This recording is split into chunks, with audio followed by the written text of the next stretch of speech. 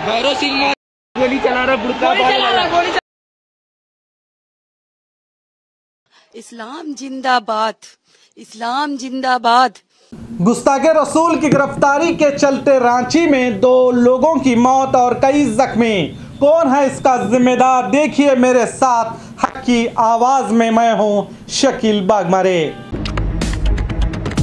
एक ऐसा वीडियो जो बन सकता है दंगा फैलाने की असल वजह। इस वीडियो को देखिए जो सोशल मीडिया में वायरल हो रहा है, मगर किसी भी बड़े मीडिया हाउस में आपको देखने नहीं मिलेगा। क्या आपको नहीं लगता इस वीडियो के सामने आने के बाद जो शांति से प्रदर्शन कर रहे मुसलमानों को उकसाने की कोशिश की गई होगी, ऊपर से जब गोलियां चलेंगी तो बताइए ऐसा कौन है जो खामोशी से देखता रहेगा? क्या ऐसा नहीं लगता कि मुसलमानों को उकसाने की कोशिश की गई है और मुसलमानों पर जब गोलियां बरसाई जाएंगी तो क्या वो उसके खिलाफ पत्थर नहीं उठाएंगे?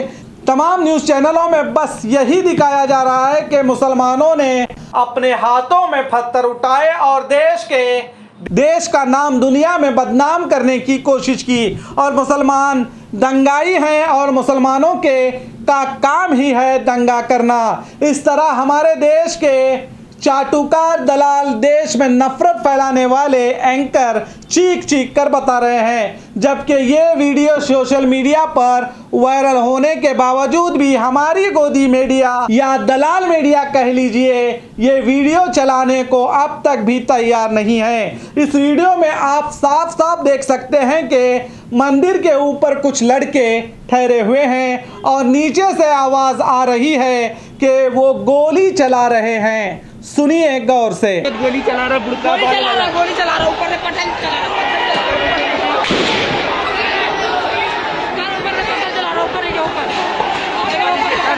ऊपर वहाँ हरा टी शर्ट पहन के वो देखिए ऊपर भैरव सिंह गोली चला रहे हैं। गोली चला रहे हैं, हटन मारे।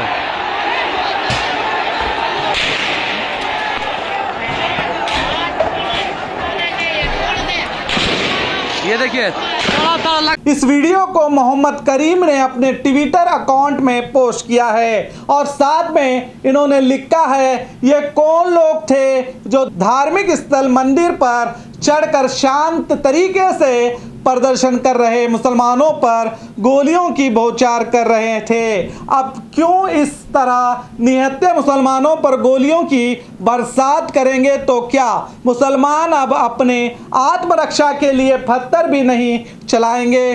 अब इस वीडियो की भी जांच होनी चाहिए। आखिर इन लोगों ने गोलियां किसके कहने पर चलाई और कौन थे ये लोग जो शांति से चलने वाले प्रोटेस्ट को फसाद में बदल दिया? इस वीडियो में भी आप देख सकते हैं कि किस तरह छत पर से भी पत्थर फेंक रहे हैं। अब कपड़ों से पहचानने वाले पहचान सकते हैं कि ये लोग कौन हैं, मगर देश को बर्बादी के और ले जाने वाली नफरत फैलाने वाली मीडिया ने इस वीडियो को भी नहीं चलाया और ना ही दिखाना जरूरी समझा और ना ही पुलिस ने इनके पोस्टर चिपकाए।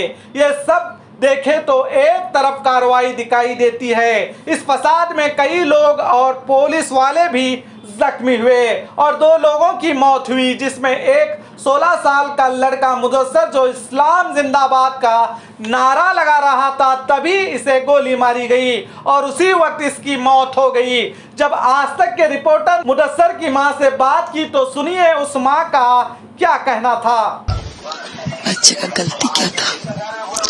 पुलिस को इजाजत है, अगर अपने हक के लिए आवाज उठाए तो गोली मार दो। हाँ? किसने उसे हक दिया? सरकार कहाँ सोई है? अभी कहाँ सरकार सोई है? सरकार क्यों सोई है? अभी क्यों नहीं आवाज उठा रही है सरकार? इस्लाम जिंदाबाद था, इस्लाम जिंदाबाद है और इस्लाम जिंदाबाद कल भी रहेगा। इसे सरकार या दुनिया की कोई ताकत नहीं रोक सकते। इस्लाम जिंदाबाद, इस्लाम जिंदाबाद, इस्लाम जिंदाबाद बोल देने पे पुलिस को हक है गोली मार दे। 16 साल का बच्चा, मेरा छोटा सा बच्चा अपने इस्लाम के लिए शहीद हुआ है। इस माँ को फक्र फक्र है, इस माँ को फक्र है। हुजूर सल्लल्लाहु अलैहि वसल्लम के लिए वो अपनी जान को दिया है, उसने शहीदी उस जगह को पाया है। मुझे कोई गम नहीं, मुझे कोई गम नहीं। मगर नफरत फैलाने वालों को इस माँ के आंसू दिखाई नहीं देते और ना ही इन्हें दुख होता होगा, क्योंकि इनकी आत्मा ही मर गई होगी। अगर आत्मा जिंदा होती तो देश में नफरत फैलाने का काम नहीं करते। अब इस तस्वीर को देखिए, ये प्रोफेसर रत्नलाल हैं जिन्होंने शिवलिंग पर टिप्पणी की थी, तो इन पर एफआईआर दर्ज करके गिरफ्तार भी किया गया था। और इस तस्वीर में देखिए, जो मोहसिन अंसारी नामी ये व्यक्ति ये फोटो पोस्ट डालकर लिखता है, लीची के अंदर क्या है इसकी जांच होनी चाहिए। लिखने पर इसे अरेस्ट किया जाता है और हुजूर की शान में गुस्ताखी करने वाले निपुर शर्मा और नवीन जिंदाल को अब तक गिरफ्तार नहीं करने पर देश भर में इनकी गिरफ्तारी के चलते प्रोटेस्ट होते हैं और इसका फायदा उठाकर सरपसंद अनासिर शांति से चल रहे इस प्रोटेस्ट को दंगे में बदल देते हैं। अब जरा सोचिए, अगर निपुर शर्मा और नवीन जिंदाल को गिरफ्तार किया जाता तो क्या ये फसाद होता? क्या 2 लोगों की जान चली जाती? क्या कई लोग जख्मी होते? और क्या जिन लोगों को गिरफ्तार किया गया है क्या वो मुजरिम कहलाते?